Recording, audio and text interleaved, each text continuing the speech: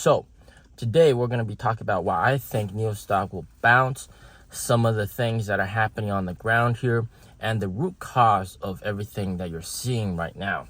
Later on, I'll talk about the technical aspect of the charts, the stock charts, why I think it's oversold, where we could be heading. So if you've watched my previous two videos, those are pretty hot topics. NIO has discounted a lot of their vehicles, and those are pretty heavy discounts, and that has achieved some good stuff as well as the stuff that I already reported on, which I know it's kind of spicy. You guys might not like it, but it is the truth. Everything I shared in those videos are the truth. But what's the overall motive behind these price cuts? Of course, it's to stir up demand, and we've seen the NT 1.0 vehicles deliveries fall month over month over month over month, and this has not only stirred up demand because it's lowered the price a little, well, actually quite a lot, making it more accessible for other potential buyers. One side effect is NIO has actually gone viral. NIO has gone trending because of this whole price cut situation, for better or for worse. And you guys have seen the really intense things that NIO owners have been saying. I personally don't push that agenda, but at the end of the day, NIO still makes great cars.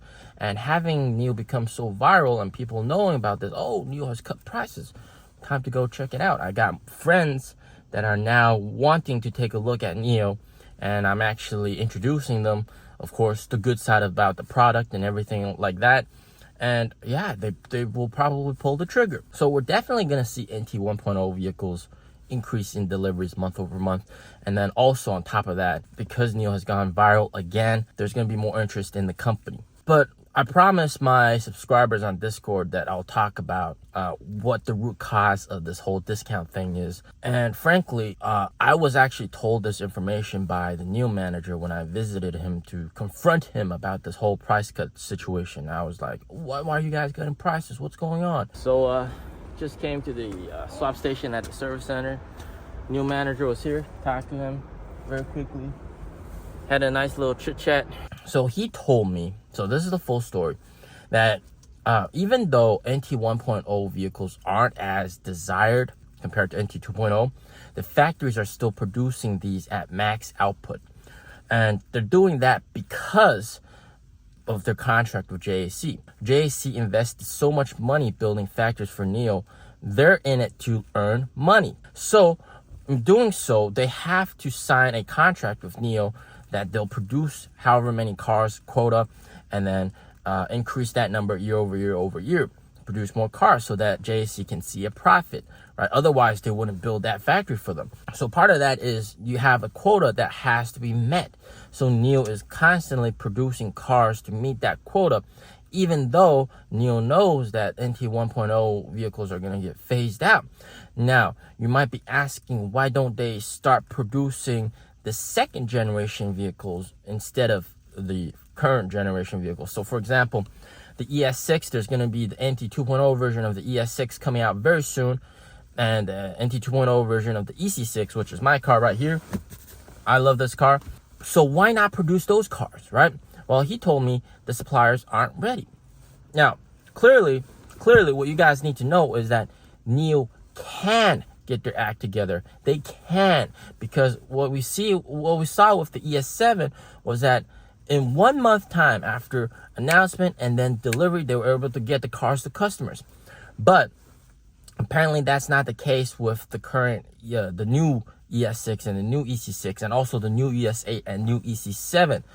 And also, apparently, this is what the NIO manager told me, is that the cost of the metal pressing machines are very, very expensive, those molds, right? So the more cars that you can get out of a single press, the more investment returns that you recoup from that initial money that you spent to build that press. So it's in NIO's best interest to keep on producing these cars.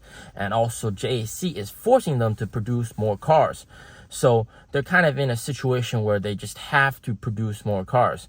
And you have a bunch of these inventory cars, especially NT 1.0 inventory cars. There's so many of them, and customers aren't picking them up at the usual demand that we saw last year. and clearly some of the demand has shifted to NT 2.0 cars. So the only way to do it and to get rid of this is to also to do discounts. And also the other thing that he talked about, which is very, very important, is the fact that once the new version of the ES6 comes out, the NT 2.0 version of the ES6, if you still have a lot of current version ES6s, you can't have those two be the same prices, right?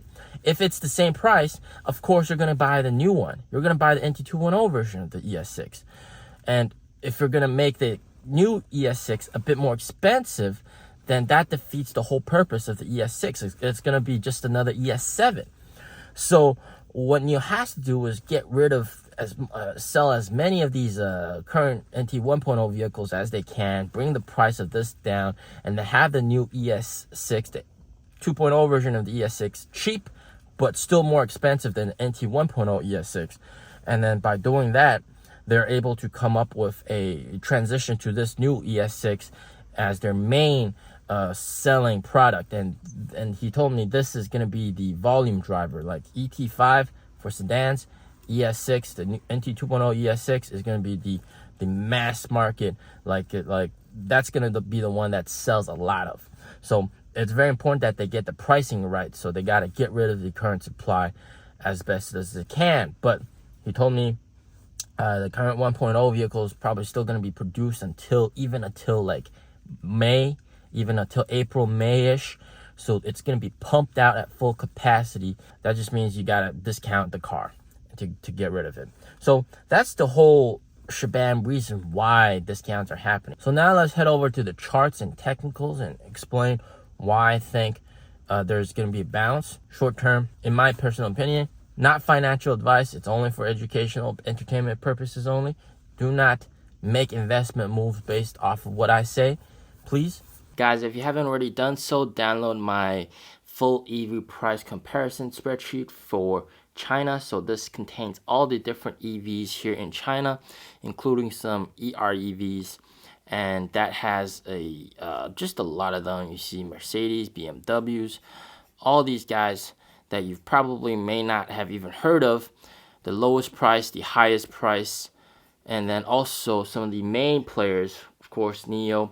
There's a lot of overlap here. We'll talk about that in a future video. Tesla, Xpeng, Li Auto, BYD.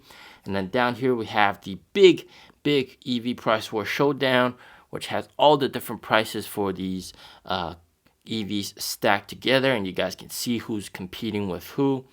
And this is just a very useful tool for you guys. Download completely for free. Link down below. And of course, these values can be edited and everything will be updated automatically. For example, if I change that to this, you can see right here, boom, that's going to change. So this, you can edit all these values yourself if you like. So this spreadsheet is definitely worth getting. All right, now on to the charts. One thing you'll notice is right here, this is just a solid trend line tag of this triangle pattern, and this combined with the fact that on the hourly we are very oversold. Look, we are very oversold. That tells us that this is going to hold up. And what we're also seeing right now, let me just reset this, is the fact that, look, here we had a rising wedge over here that broke and we fell down, and now this is forming a falling wedge, which is very bullish. And you might be thinking, well, what if we break below that? Like, why don't I think it's gonna break below that right now? Well, I think we won't. Of course, this isn't financial advice. Part of the reason I think we won't is because for the recent decline, let's take a look at this. Volume has been decreasing. Look at that. Volume is decreasing. Here is the moving average for the volume that has been trending down. That means the sellers really aren't pulling the trigger over here. This is more like just a fake move down. And if this breaks out, which I believe, in my own personal opinion, that we will head much higher, maybe even up to here. All right. And one thing to notice is that what we have right now is something which I always look at is the divergences. So here, look at that, we got a lower low in the prices.